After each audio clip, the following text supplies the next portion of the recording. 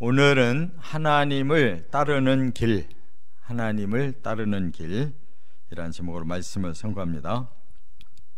성경을 쭉 읽어가면 하나의 주제가 이렇게 쭉 진행되는 걸 볼 수가 있는데요.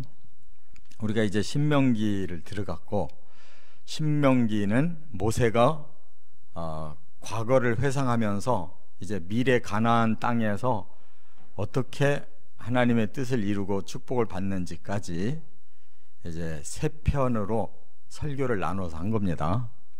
이제 그 중에 이제 지금 말씀을 나누고 있는 이 내용이 두 번째 설교예요.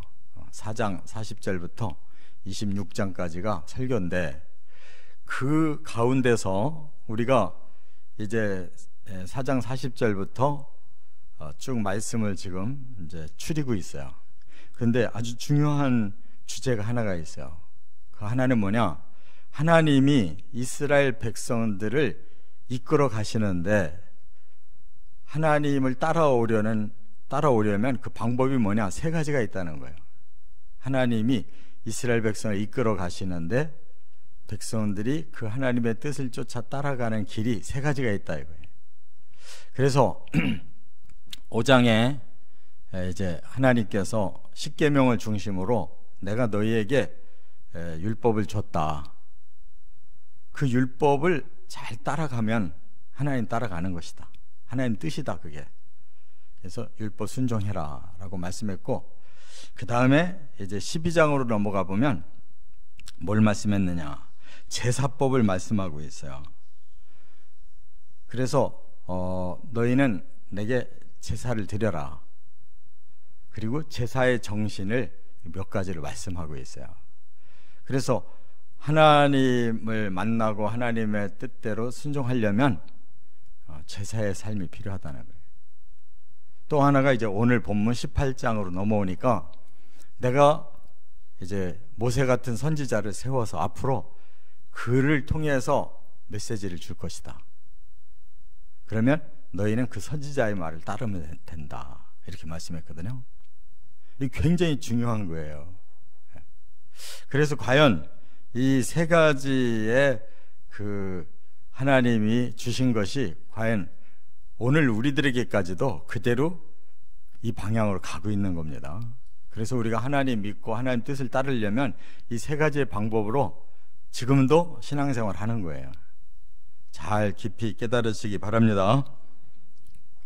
근데 참 너무 인색한 것 같아요, 여러분들이. 저는 이 신명기를 지금 18장까지 읽으면서 이걸 깨달아가지고 전하는데, 아니 내가 여러분들 요구하는 게 뭐가 있어요? 하나님 말씀대로 전하거든 아멘 하라고요. 믿습니까? 네. 아멘은 형식이 아니고 제가 오늘 하나님 주시는 말씀을 그대로 믿고 그대로 동의하고 따르겠습니다 하는 신앙 고백인 거예요. 설교를 들으면서 신앙 고백이 없으면 그냥 귀로 듣고 그냥 흘려버리는 거고, 하나님의 말씀으로 믿고 따르려면 아멘으로 우리가 화답해야 고백이 되는 것입니다. 첫째, 5장 5절부터 10절까지는 하나님이 주신 율법을 순종하라 하는 것을 강조하고 있어요.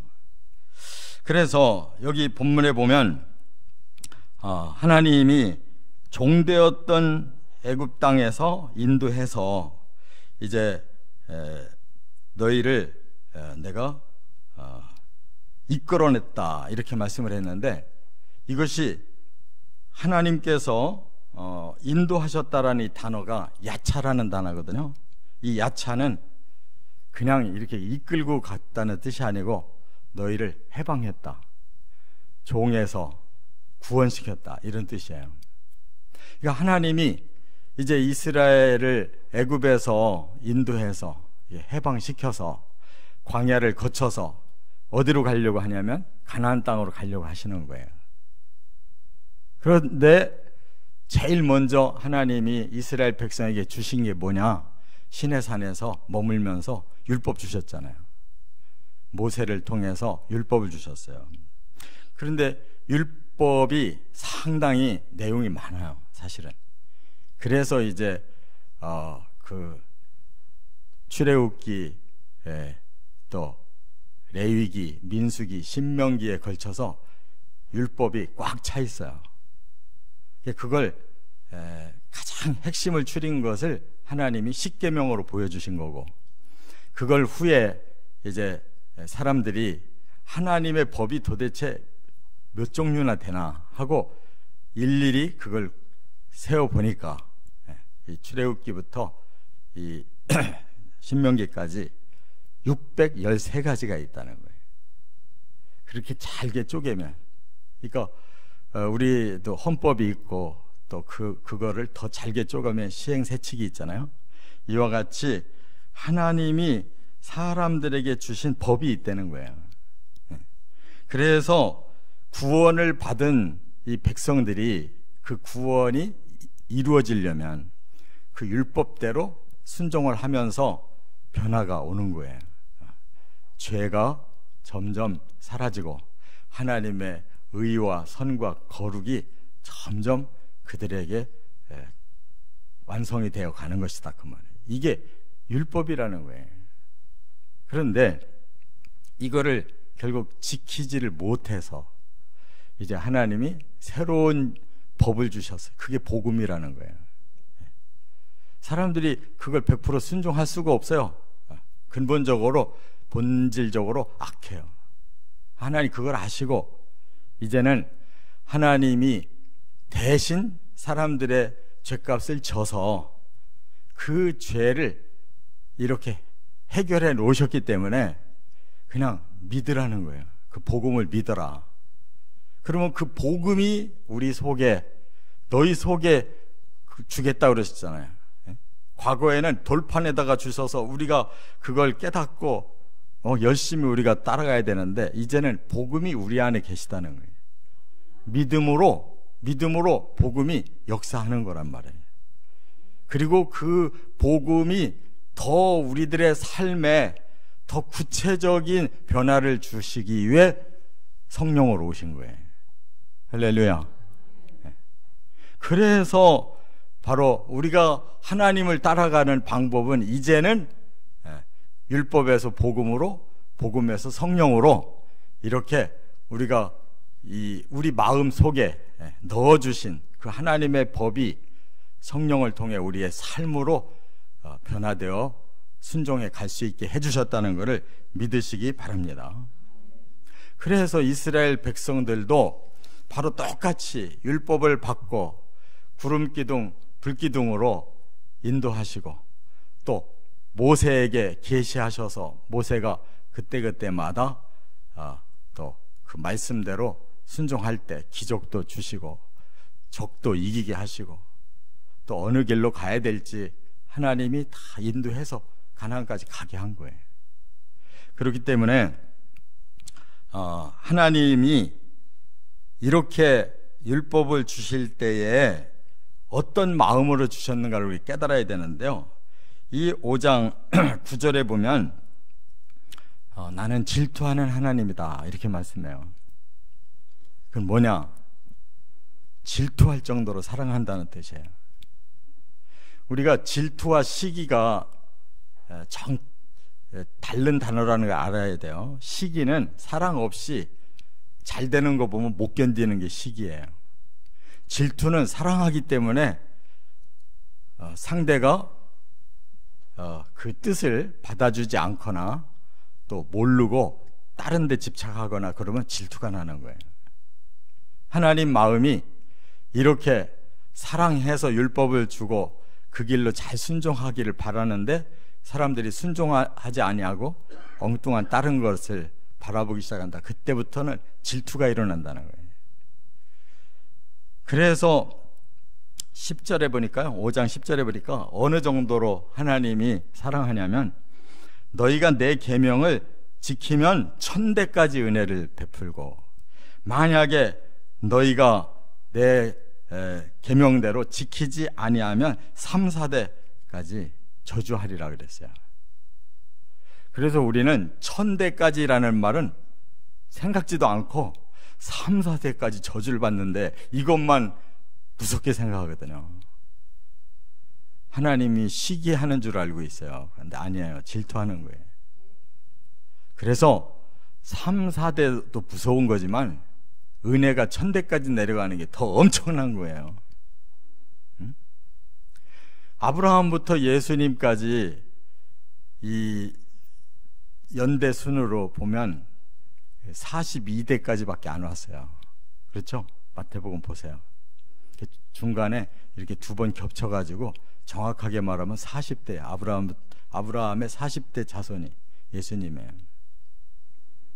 그리고 더 긴 대가 우리나라의 김수로 왕이 지금까지 그 집안의 이 족보가 75대까지 내려왔대요. 그 정도밖에 안 되는 거예요. 길어봐야. 그러니까 1000대가 내려가려면 얼마나 길은지 알겠죠? 그럼 뭘 의미하냐면 영원이라는 뜻이에요. 영원.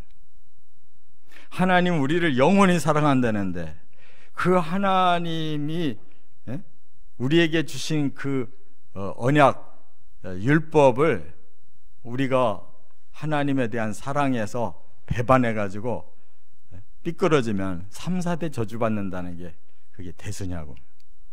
어느 걸 선택하시겠어요?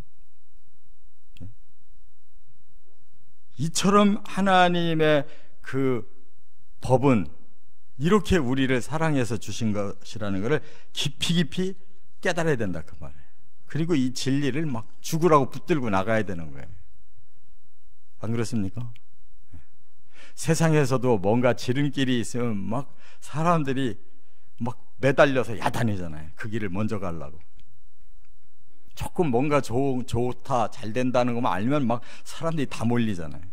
아니 1000대까지 은혜를 주시는 이 길을 하나님이 율법을 순종해 가면 된다는데, 복음을 믿으라는데, 성령의 뜻을 따라가려는데 그거는 관심이 없어요. 왜? 안 믿어지니까. 천국이 안 믿어져요. 사람들이. 천국은 영원한 1000대까지 사는 곳이에요. 꼭 믿으시기 바랍니다. 믿음이라는 건 이런 거예요. 진리를 제대로 알고 확실하면 그건 죽어도 믿어야 되는 거예요. 목숨 걸고 믿어야 되는 거예요. 그렇게 안 하니까 이스라엘 백성들이 다 쓰러지고 다 배반하고 다 망하게 된 것이다 그 말이에요. 두 번째, 이제 12장으로 넘어가면 하나님이 제사법을 말씀했는데 12장 1절부터 15절에 보면 하나님께 제사 드리는 삶을 살라라는 것을 강조하신 거예요. 자, 먼저 앞으로 너희가 가나안 땅에 들어가 정착하거든 한 곳에 성소를 세워라 그랬어요. 그래서 이스라엘 공동체는 성소가 하나밖에 없었어요. 그래서 이제 그 여호수아가 이스라엘 백성들을 이끌고 들어가서 이제 정착이 됐는데 이게 시대마다 이제 바뀌기 시작하죠. 그래서 나중에 최종으로 정착된 곳이 어디냐? 예루살렘. 이 다윗 성에 다윗이 그곳에 오르난의 타작마당을 기시받아요. 그래가지고 그 땅을 다윗이 사서 하나님 앞에 헌납해요. 그리고 거기다가 성전 지려고 했더니 너는 전쟁을 많이 치러서 안 된다. 네 아들에게 맡기겠다. 그래서 다윗이 다 준비해놓고 죽고 솔로몬이 세운 거예요. 그래서 솔로몬 성전이라고 이름을 말하는데 솔로몬이 엉뚱하게 아버지 영광을 지가 차지했어요. 그러고는 타락해가지고 망하니까 그 후대에 이 솔로몬 성전을 하나님이 없애버리시죠. 그게 바로 예루살렘에 바벨론이 쳐들어와서 싹 없애버렸어요. 성전이. 그리고 다시 바벨론에서 돌아와서 다시 스룹바벨이라는 총독 중심으로 세웠어요. 과거에 비해서 너무 초라해가지고 과거를 아는 사람들이 눈물을 흘렸다고 그랬어요. 그러나 아무튼 그 한 성소가 그대로 살아있었다고요. 그런데 예수님 시대까지 그 성소가 와가지고 헤롯이라는 왕이 더 증축을 해준 거예요. 그래서 헤롯 성전이라고 이름을 또 바꿔요. 사람 이름으로. 그게 하나님 성전이지 무슨 솔로몬 성전이고 스룹바벨 성전이고 그게 무슨 헤롯 성전이냐고. 하나님의 성전일 뿐이에요. 하나님 그곳에서 제사를 받겠다. 오늘날로 말하면 예배를 받겠다는 거예요. 근데 또 끝까지 그리스도를 거부하고 불순종하니까 서기 70년에 로마에 의해서 그 헤롯 성전도 망하고 없어졌어요. 지금 그 성전터가 이슬람의 그 성전터가 되어 있어요. 마음의 승천 기념 성당이 그 템플이 되어 있다고. 자, 그러면 우리가 뭘 의미하는 걸까? 하나님은 보이는 성소를 원하시는 게 아니에요. 성소라는 것은 하나님이 계신 곳을 말하는 거예요. 하나님이 계신 곳. 예수님이 오셔서 뭐라고 그랬어요? 하나님이 너희 안에 계시다는 거예요. 그래서 너희 마음에 하나님을 모시면 마음이 하나님 성전이 되는 거예요. 믿습니까? 우리 믿음의 공동체가 모인 그곳에 나도 너희 중에 있다 그랬으니까 그것이 성전인 거예요. 그래서 중요한 거는 우리가 제사의 정신을 그대로 예배로서 하나님을 만나서 하나님께 영광을 돌리고 하나님이 주시는 사죄의 은혜를 받고 성도 간의 사랑의 교제를 나누는 것이 그게 예배 정신이다 그 말이에요. 그걸 제사로 가르쳐 주신 거란 말이에요. 그래서 여기 12장 1절부터 15절에도 바로 제사를 그렇게 드리라는 거예요. 그래서 번제를 드려라. 그거는 하나님께 헌신하는 거예요. 우리가 하나님 앞에 나와 예배 드릴 때는 첫째가 하나님께 헌신이에요. 믿으십니까? 하나님께 영광을 돌리고 그 하나님의 은혜를 받기 위해 헌신하려고 예배를 드리는 거예요. 구경하려고 예배 드리고, 아, 내가 오늘 좀 마음이 불편하고 좀 심란한데 설교 듣고 좀 위로를 받을까. 전부 자기중심인 예배는 그게 예배가 아니에요. 예배는 첫째가 하나님 앞에 내가 무릎 꿇고 영광을 돌리는 데 있다 그 말이에요. 그렇게 하고 나면 하나님께서 그 다음에 낙헌 예물로 서원제를 드리라 그랬어요. 그 말은 뭐예요? 하나님 앞에 감사의 예배를 드리라는 거예요. 감사. 깨달아 보니까 이것도 감사, 저것도 감사. 그래서 또 다시 낙헌제로 제사를 드리는 거예요. 그러니까 하나님 앞에 와가지고 그냥 처음부터 하나님 못도 주시고 못도 주시고 구하기만 하는 거는 예배가 아니에요. 하나님 앞에 헌신하고 하나님께 감사드리는 것이 그게 예배의 정신이랍니다.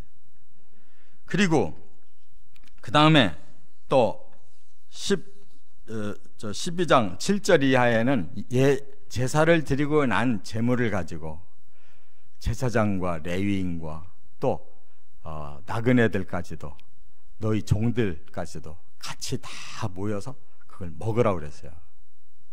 그게 예배 의식 중에 제사의 의식 중에 하나예요. 왜 그런 줄 아세요? 하나님 안에서 모두가 다 똑같은 하나님 백성으로 하나님의 은혜를 나눈다는 거예요. 교제한다는 거예요. 근데 거기에는 노비까지도 들어있는 거예요. 하나님의 제사에 감히 얼씬도 못할 노비까지도 그러한 화목제물은 다 나눠 먹었단 말이에요. 하나님도 받으시고 제사장도 그걸 나누고 또 그걸 드린 그 성도도 나누고 또 그 집안의 노비까지도 다 나눠 먹으라고 했다. 이게 제사의 정신인 거예요. 여기에 구분이 있으면 안 된다. 모든 하나님 앞에서의 그 헌신과 그리고 또 하나님 앞에 감사와 그리고 하나님 주신 또 은혜를 또 나누는 일에는 모두가 함께 해야 된다는 거예요. 오늘날도 우리는 영적 제사를 드리고 있는 거예요. 할렐루야. 로마서 12장에 뭐라고 그랬어요? 거룩한 산 제사를 드려라 그랬잖아요. 이건 의식을 말하는 게 아니에요. 우리의 생명력이 있는 예배를 말하는 거란 말이에요. 믿으십니까? 끝으로 세 번째, 18절로 넘어와서 우리가 읽었어요. 이게 이제 가장 우리들에게 현실적으로 중요한 거기 때문에 말씀을 드린 거예요. 18장 15절부터 22절에 보니까 하나님이 보내시는 선지자의 말을 들으라. 지금 모세가 뭐라고 그랬어요? 나 같은 선지자를 앞으로도 세워서 하나님이 그를 통해 너에게 말씀하실 것이다 그랬거든요. 근데 우리가 선지자의 족보를 한번 볼 필요가 있어요. 성경에 어디에서 제일 먼저 선지자라는 말이 나오냐? 아브라함에게서 제일 먼저 나와요. 아브라함이 그 시대의 선지자야. 아비멜렉이 아브라함의 아내 사라를 탐냈잖아요. 그랬더니 그날 밤에 하나님이 나타나셔가지고 혼을 내시면서 앞으로 너희 집안에 태가 다 막힐 거다. 네가 다시 풀리려면은 아브라함 불러와라. 그는 내 선지자다. 그의 기도를 받아라. 그래야 내가 용서해 줄 거야. 그래서 아비멜렉이 너무 놀래가지고 아브라함한테 기도받고 태가 열렸다는 말씀이 바로 창세기 20장에 나오잖아요. 그러니까 선지자는 뭐냐? 그 시대의 하나님의 메신저들이에요. 모세 시대의 모세가 그 후에 나와 같은 한 사람을 또 세울 것이다. 그게 바로 여호수아 시대의 여호수아란 말이에요. 사사 시대의 사사들. 믿습니까? 마지막 사사가 사무엘이었어요. 그가 선지자라고 그랬어요. 하나님이. 그리고 이제 분열 왕국이 됐을 때 그때부터 본격적으로 하나님의 메시지를 선지자를 통해 보내신 거예요. 그래서 대표자가, 선지자의 대표자가 누구냐? 엘리야란 말이에요. 예수님이 변화산에서 구약의 두 대표 인물이 왼쪽 오른쪽에 서 있었어요. 한 사람은 모세, 한 사람은 엘리야. 율법의 대표자, 선지자의 대표자. 성경은 모든 게 일치한 거예요. 대나가나 쓴 게 하나도 없어요. 우리가 잘 몰라서 이해를 못한 거지, 깊이 들어가 보면 모두가 다 하나님의 말씀이기 때문에 일목요연한 거예요. 창세부터 계시록까지가. 그게 뭔가 완전히 틀리다면은 누군가 번역을 잘못했든지 잘못 기록을 해놓은 거지, 하나님의 원뜻은 100% 정확한 거예요. 믿으시 바랍니다. 그러면 이렇게 해서 선지자들이 바로 말라기까지 구약시대에 하나님의 메시지를 다 모아놨잖아요. 그리고 그 말라기에 내가 다시 보낼 선지자가 있다고 그랬어요. 엘리야다. 엘리야를 다시 보내겠다. 왜? 메시아를 알려주는 광야의 소리로 내가 보낼 것이다. 그래서 엘리야가 온 사람이 세례 요한이고, 그 세례 요한이 증거한 분이 예수 그리스도신 거예요. 예수님도 그렇게 말씀했잖아요. 선지자라고 말씀했어요. 예수님도 그 시대의 선지자셨어요. 예수님은 메시아이기 때문에 왕이면서 제사장이면서 선지자로 사역을 하셔서 사람들을 다 진리로 이끌고 구원시킨 거란 말이에요. 할렐루야. 그리고 예수님이 그 선지자의 사역을 누구에게 맡겼어요? 제자들에게. 오늘날 이 복음을 깨닫고 세상 사람들에게 전하는 자들이 선지자예요. 믿습니까?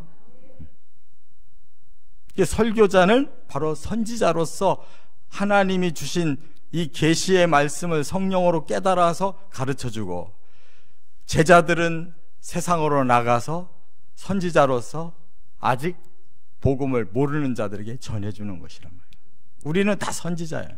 이 사명이 이루어져야 하나님 나라가 세워지는 거예요. 선지자들에 의해서. 그걸 우리는 전도한다고 말하는 거예요. 깨달으시 바랍니다.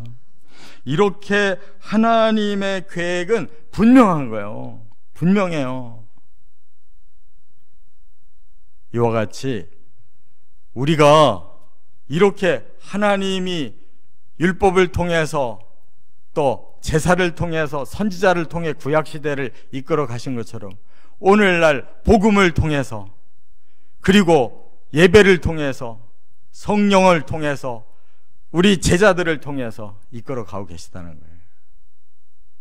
우리는 바로 이 뜻대로 갈 때 하나님을 따라갈 수가 있어요. 우리 멋대로 우리가 생각하는 식으로 믿으면 그 종교인이에요. 하나님을 따라가는 사람이 아니고 하나님이 주체신 거예요. 우리를 따라가게 하시는 거예요. 여기에 순종해 가시기를 주의 이름으로 축원합니다.